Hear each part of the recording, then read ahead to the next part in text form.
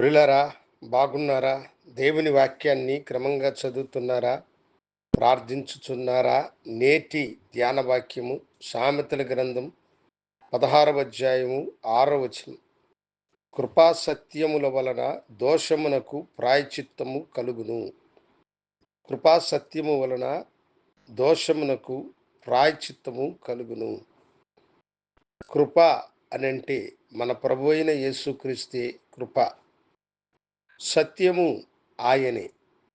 ఈ లోకంలో మానవుని యొక్క దోషమునకు ప్రాయశ్చిత్తము కలగాలంటే అది కృపాసత్యముల వలనే కలుగుతుంది.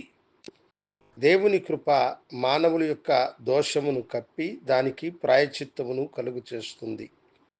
దేవుని సత్యము మానవునికి దోషం నుండి విమోచనను అనుగ్రహించి కృపను ప్రాప్తిస్తుంది. కనుక కృపా సత్యముల వలన దోషమునకు ప్రాయశ్చిత్తము కలుగుతుందని ఈ లోకములో ఉన్న ప్రతి మనుషులు కూడా తెలుసుకోవాలి. మానవులు తమ యొక్క కర్మ జన్మ పాపములను పోగొట్టుకోవడానికి ఎన్నో ప్రయత్నాలను చేస్తూ ఉంటారు. మానవుని యొక్క పాపము ఎలా మనిషిలో నిండిపోతుంది? పాపమునకు పరిహారముగా నేనేమివ్వాలి? పూర్వము ఎడ్ల రక్తము గొడ్ల రక్తమును అర్పించేటువంటి వారు. అనేకులు పుణ్య యాత్రలు చేస్తూ ఆ పుణ్య యాత్రల వలన తమ పాపమునకు ప్రాయశ్చిత్తము కలుగుతుంది, తమ దోషమునకు ప్రాయశ్చిత్తము కలుగుతుంది అని అనుకుంటారు. కొందరు తమకున్నవంతా కూడా నిలువుదోపుళ్ళుగా ఇచ్చితే దానిని బట్టి తమకు ప్రాయశ్చిత్తము కలుగుతుంది అని అనుకుంటారు.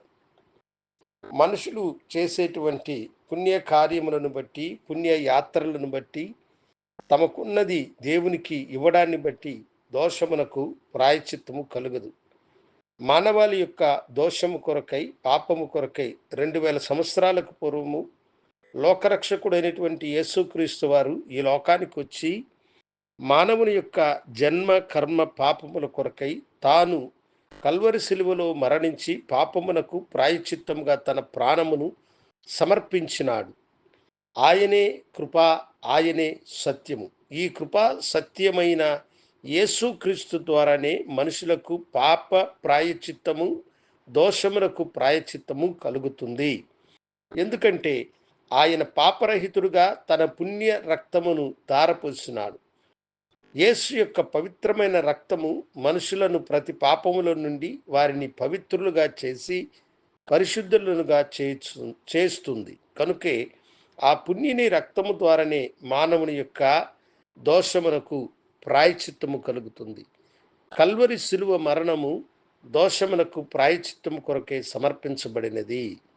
పవిత్రుడైనటువంటి యేసు రక్తము మానవుని యొక్క పాప దోషమును బట్టి చిందించబడ్డది.